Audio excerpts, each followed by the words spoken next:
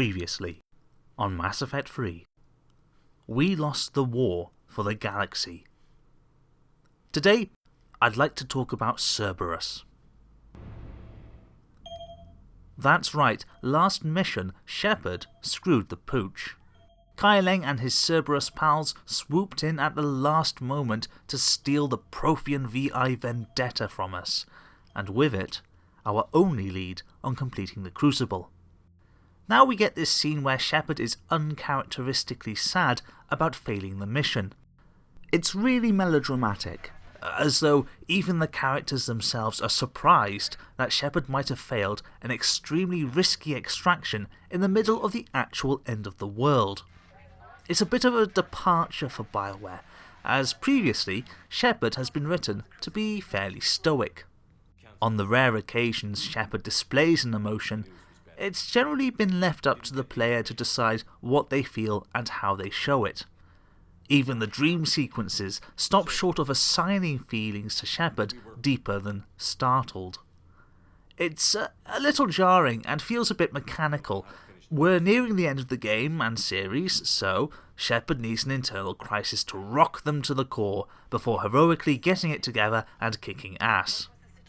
It's also a lot shorter than I remember, as in the very next scene, Samantha Trainer resolves the deadlock entirely with what seems to be a very basic and straightforward solution.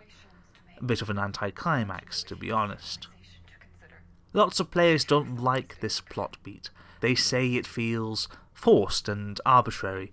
Specifically, Kaileng's win on Thessia is, well, much like the Reaper's success in the Galactic War. It's not fair. In a fair fight, Shepard would have won, and in fact, by the rules of the game, Shepard did win. The player did win. Kaileng ran out of hit points and should have died, but instead, he got a cutscene victory. Cerberus would reach Thessia before us. It's my job to be prepared, no matter what. Player criticism seems to focus on how what happens on Thessia isn't plausible somehow. Like Shepard should have just been able to shoot the gunship down while under heavy fire. I don't think there's any logical inconsistencies or whatever in what we see. Kaileng gets the drop on Shepard, has superior firepower, uses the terrain to his advantage, gets the objective and gets out of there while Shepard is incapacitated. It's hard not to see the criticism as players being upset that their power fantasy is being interrupted. For once, Shepard doesn't get to win. The player doesn't overcome odds that were already stacked in their favour regardless. This time, it's Kaileng that brings overwhelming firepower to a knife fight. But there's more to it than that. In terms of game design, it's a moment where the story can't quite match up with gameplay. As a game, Mass Effect is a conveyor belt that progresses the player along a critical path with success after success. This is true even of the first game with its more open map design. You can't ever fail a mission in Mass Effect. Either you win and progress, or you try again. Either you kill all the enemies, or they kill you. Compared to games like XCOM, where success is not mandatory and it is possible to fail and still continue playing, or to succeed but with the great loss of resources. There's more back and forth in terms of player accomplishment and player setbacks. As I remember, the tutorial mission in XCOM actually ends with most of your team dead. That can't happen in Mass Effect. Any failure in Mass Effect will be author-mandated, narrative-focused, because it's not possible to have a mechanics-based failure in Mass Effect and still play the game. There isn't really a way around this, unfortunately, not without changing the fundamental way Mass Effect plays. In other words, Shepard still won Thessia, it's just been flavoured as a defeat for the needs of the plot. And those needs are important because on an ideological level, Thessia is a sudden and stark reminder that it is not a just world out there. Working hard and being good does not guarantee success. Shepard doesn't get to keep Vendetta just because they put the time in. The Asari don't dominate the galaxy because they really are smarter and better than the rest of us. Is it any wonder then that as soon as we're reminded that we are subject to a grand impersonal pattern beyond any conception of justice and morality, Kai Leng appears to snatch our last hope for victory away from us without recourse or fair play? I think this is what sticks in people's throats more than the idea that Shepard wins, Shepard should always win. The power fantasy being attacked isn't Shepard or the player being all-powerful. It's people having agency. It's our world as reflected in the Mass Effect setting, not living up to what we believe. You see the harvester? I saw it. Anyway, Traynor tracks Kai Leng to Sanctuary, a refugee compound way out of the way of everything. The hope is that if the refugees keep their head down, the Reapers might not notice they're there, and they'll all survive the end of the galaxy. Sanctuary is on the same planet as Horizon, a colony the Collectors attacked in Mass Effect 2, so I don't think their plan is gonna work. Sanctuary's shown up a few times in passing across Mass Effect 3. There's a couple of billboards for it, and some NPCs on the Citadel have barks about it, I think. But there's nothing substantive to say that Sanctuary is important, so you could be forgiven for being surprised by its sudden appearance now. Looks like they were evacuating. And looks like the Reapers were gunning for him. About time they started killing each other. Although Cerberus makes a brief appearance in this mission, they don't stick around. Reapers will be our main enemies today. Kind of a shame. It'd be cool to have some three-way firefights going on. However, I think BioWare's time and budget constraints have become increasingly apparent in the game from the Citadel coup onwards. Ashley and Kaiden have very little content, there's some dodgy visuals on Rannoch, that pointless chase sequence with the Reaper, and there's more to come as well.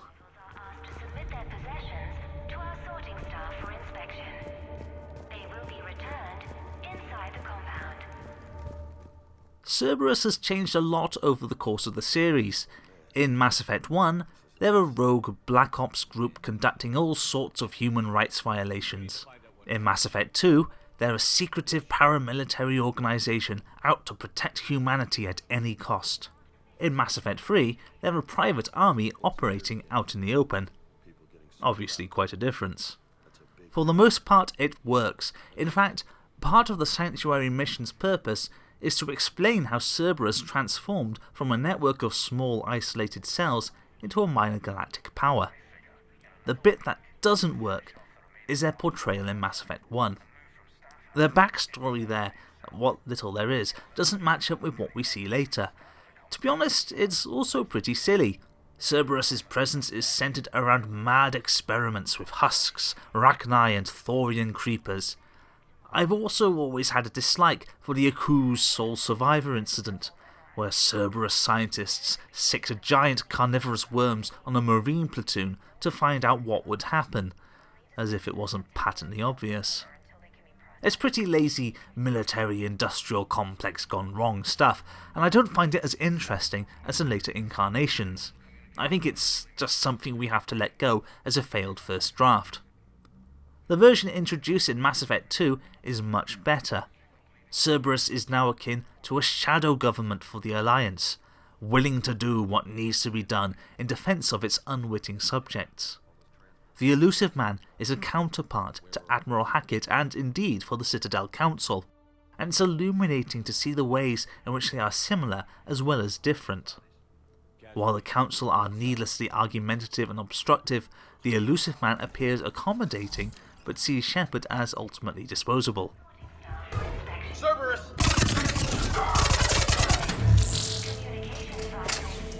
Dead end, Shepard. We need an exit. Keep looking. Off-world technology is not permitted within Sanctuary. This is a Cerberus facility. Shepard. That's Miranda. Follow the instructions of Sanctuary staff. This is Miranda Lawson. If you've managed to get this far, you must be desperate or stupid. Listen to me. This is not a refugee camp. This is a Cerberus facility run by my father, Henry Lawson. Turn back now. There is no help to be found here. All communication is being blocked from the central tower. Sanctuary is a lie. Stay away. Okay, so we've got Cerberus, Reapers, and Miranda's crazy father. Any ideas how this all fits? I think people get the wrong idea about Mass Effect 2.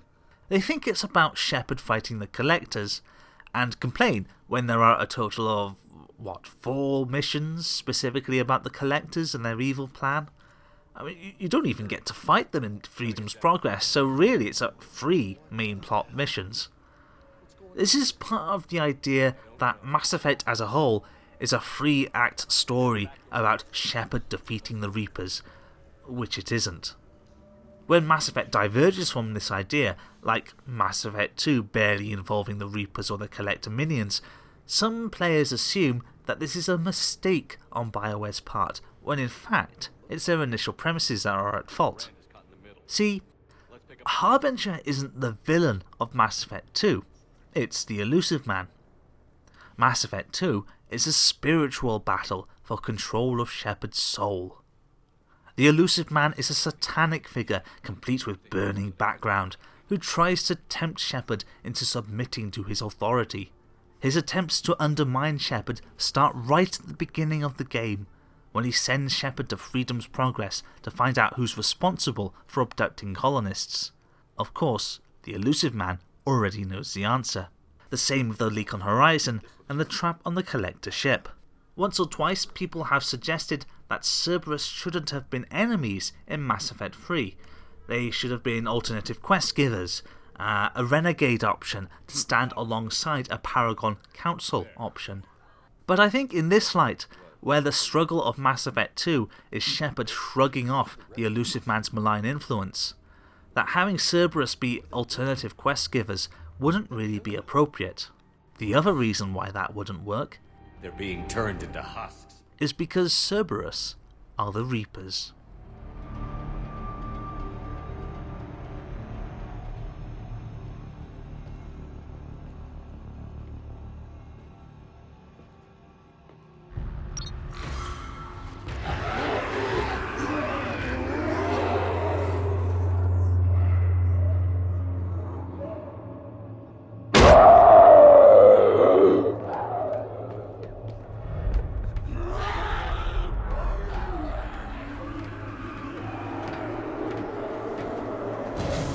Come on!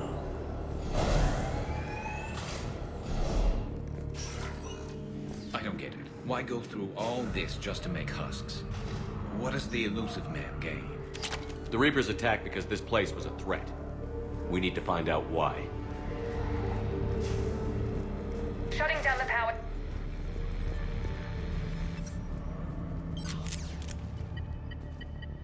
Reaper forces have made a mess of the facility. I'm shutting down the power to the processing plant to lock them down. We should keep them out of the entrance as well.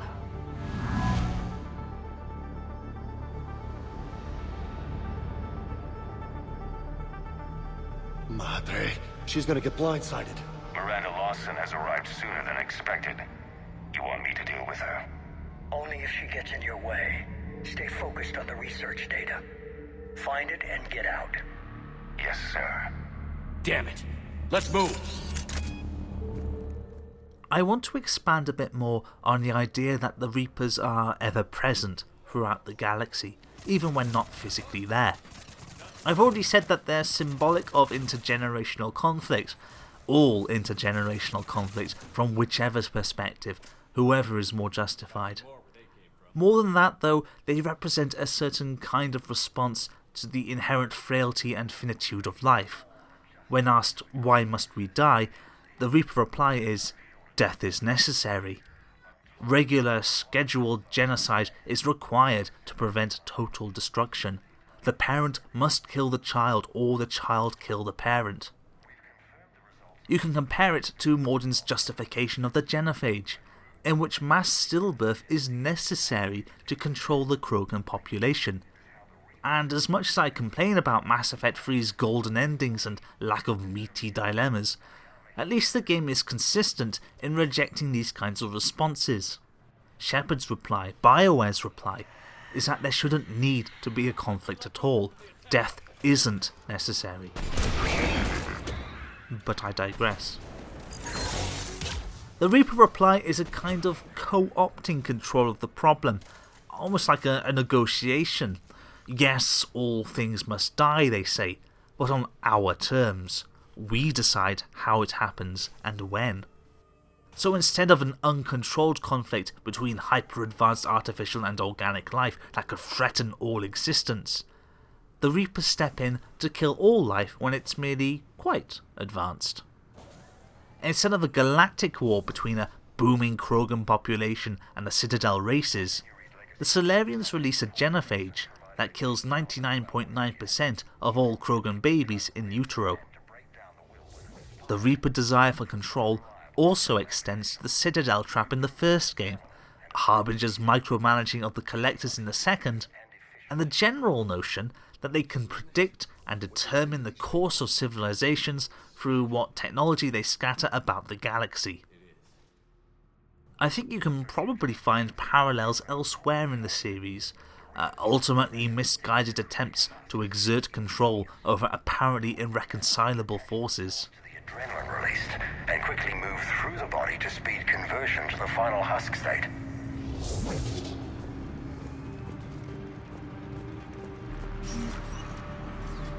Figure out how Reaper indoctrination... Terminal's damaged. Hang on. Reapers wanted the place shut down. Maybe we'll get some answers. It doesn't make sense. Thought Cerberus and the Reapers were getting along. What changed? You got it, Shepard. Heading to the tower to disable the communications scrambler. I have to get word out. Some refugees are turned into husks. Some are indoctrinated and shipped to the elusive man. Whoever's left is used in experiments. The data indicates that my father is trying to figure out how Reaper indoctrination works. Tricking refugees with food and shelter only to turn them into test subjects. And for what? Bait and switch. Can't believe it. She mentioned shipments. Could lead us to the elusive man. Good catch. Come on. Miranda said she was headed to the tower. Samara committed suicide because she couldn't conceive of an alternative to her daughter remaining in prison forever. In her eyes, in the eyes of the Justicar Code, without the monastery, one of them would have to die. Now Shepard's solution is to tell her to stick the code with some pretty crude legal weaseling. Ronald Taylor's Paradise hellhole in Mass Effect 2 is similar as well. He enslaved his marooned crew for the sake of saving resources. Cerberus also believes in this ideology. Cerberus is out to dominate and control an alien galaxy for the sake of preserving humanity. When the elusive man said humanity is under attack, he wasn't just talking about the Collectors. Humanity is always under attack. The Asari, the Turians, the Krogan, the Yarg, these are all rivals and thus they are enemies. Cerberus doesn't necessarily want to exterminate the aliens. They're actually quite happy to recruit them for the suicide mission. Their rhetoric isn't genocidal. The elusive man wants to ensure humanity's dominance in the future, which necessarily implies that the other races are still around. Heavy resistance outside the tower. If you're receiving this, I've got evidence you cannot ignore. Confirmation that my father is working for the elusive man. Connection established. I have your report on the process, Mr. Lawson. Cut to the chase. Can you do it? Theoretically, control is possible, yes. The Reaper subjects we converted are responding, but it's difficult to maintain. I thought that might be the case. Not to worry, Henry. With Sanctuary's help, we'll get it sorted. Did I hear that right? This guy knows how to control Reaper troops? I don't know. I'll play the rest of it.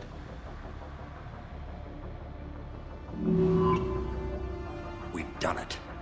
We've found a way to co-opt their control signal. As long as the Reaper troops remain in close proximity to our signal, we can maintain control indefinitely. Excellent news. And how could we extrapolate this technique to apply to the Reapers themselves? That's a much bigger challenge. Now we know why the Reapers attacked Sanctuary. Figured Cerberus out. Tough break for the elusive man. But it's good news for us. We finally have our link to Cerberus. Lowering the access ladder. Come on, let's move. Wait, Commander. There's more. Take a look. Damn it. Hope she's ready. The various Cerberus projects to create some kind of super soldier, the side quests in Mass Effect 1, Jack and by proxy Miranda in Mass Effect 2, are also a symptom. If you think about it, these projects to create the perfect human aren't really about perfecting humanity.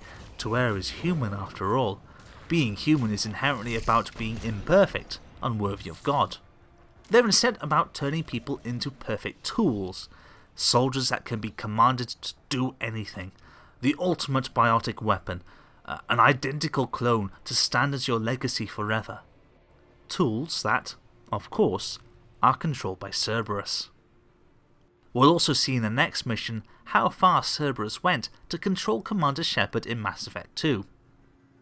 So while Cerberus doesn't represent an intergenerational conflict as the Genophage and the Quarians do, they do represent the Reaper's desperate need for control. Control which comes at the expense of others. Defend the facility against the Reapers. Another weird way in which Cerberus mirrors the Reapers is Sanctuary itself.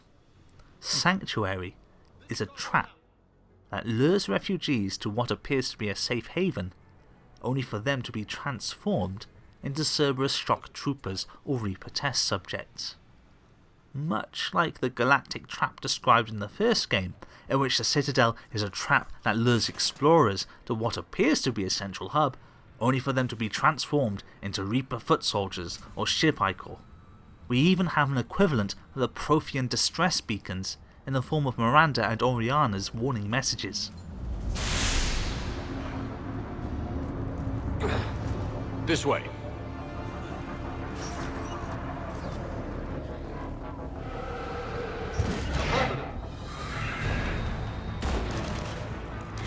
It's those big bastards. Stay out of their reach.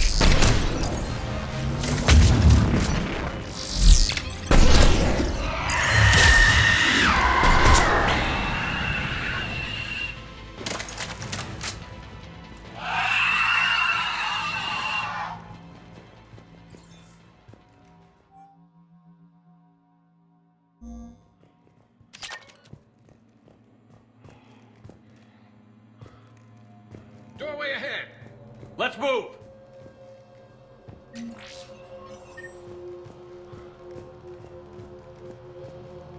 Tower access granted.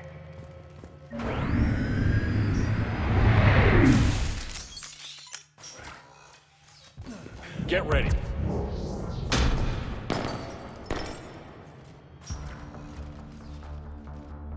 Shepard. Commander Shepard. Excellent timing. Miranda almost didn't survive this playthrough. This is Miranda's spotlight moment, and it's very easy for her to die. I can't tell if that's a jab at how near on immortal she was during the suicide mission in Mass Effect 2. But in Mass Effect 3, if we don't meet with her on the Citadel, don't give her Alliance resources when she asks for them, don't warn her about Kai Leng by reading Anderson's dossier on him, didn't make her loyal in Mass Effect 2, broke up with her in this game, or don't choose the right option in the final confrontation, then Miranda can die. I didn't actually get the prompts to meet with her this playthrough, so if I hadn't gone looking for her specifically, then would have had one more to add to the memorial wall on the Normandy. But I did, so we don't. To be honest, I feel Miranda's a little bit superfluous in Mass Effect 3. For someone who was quite important in Mass Effect 2, a defeated rival who becomes better for following in Shepard's footsteps, an example of how Cerberus's corrupt ideology cannot survive contact of a true agent of change. She just sort of pops up here, right at the end. Maybe it's because I don't really like her father's appearance here. One of the things I liked about Miranda's character in Mass Effect 2 was that her father was this faceless, nameless figure with no discernible characteristics about him. He was a stand-in for every ancient patriarch, every corporate executive, every wealthy politician, a condemnation of the elite by proxy. And he was monstrous. He didn't have a family or a wife. He had a series of perfect clones. He didn't have tangible goals, but instead some weird post-human dream of immortality through his artificial heirs. So when he shows up in Mass Effect 3 as a horrible but ultimately normal human being, with a face and a voice and a name, but none of the gravitas Martin Sheen brings to the role of the elusive man, something is lost, I feel. I mean, it makes sense that Cerberus has been playing Miranda against her father all this time. That's exactly the sort of Reaperish thing they like to do. And it's nice to see a smaller, more personal conflict after all these genophages and morning wars and whatnot too.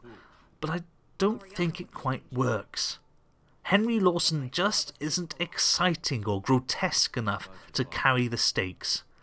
He also suffers from being a sideshow, a pit stop in the middle of a more urgent story to recapture Vendetta, figure out the Crucible, stop Cerberus, and save the galaxy. Someone who should be symbolic of all the worst excesses Cerberus is capable of, this ruthless billionaire, this sociopathic one-percenter with a penchant for genetic engineering and an overweening sense of his own self-importance, this Saturn devouring his children, is a footnote that seems to exist more so we can say Miranda's story is finished, rather than actually contributing anything substantial to what's happening. This goes right down to not even needing the Sanctuary data trail, because of Miranda or Oriana slapping a tracking bug onto Kailing beforehand. It's just a bit damp. And this is a shame, because of course Miranda's story is one of the more obvious parallels to the Titanomachy, and by extension, what Mass Effect is really getting at. And at the same time, Cerberus and Henry Lawson represent what is truly terrible about the Reapers. Not just that all things must pass, but the terrible deeds that knowledge can inspire men to do, and the inhumane systems that enable them to carry such deeds out. Father's hospitality. Let's make sure everyone knows about this place. Communication scrambler disabled. Listen to me. This is not a refugee camp. This is a Cerberus facility run by my Cortez, father, we need to Henry pick up at the Lawson. tower. Roger that. I've had enough of this place.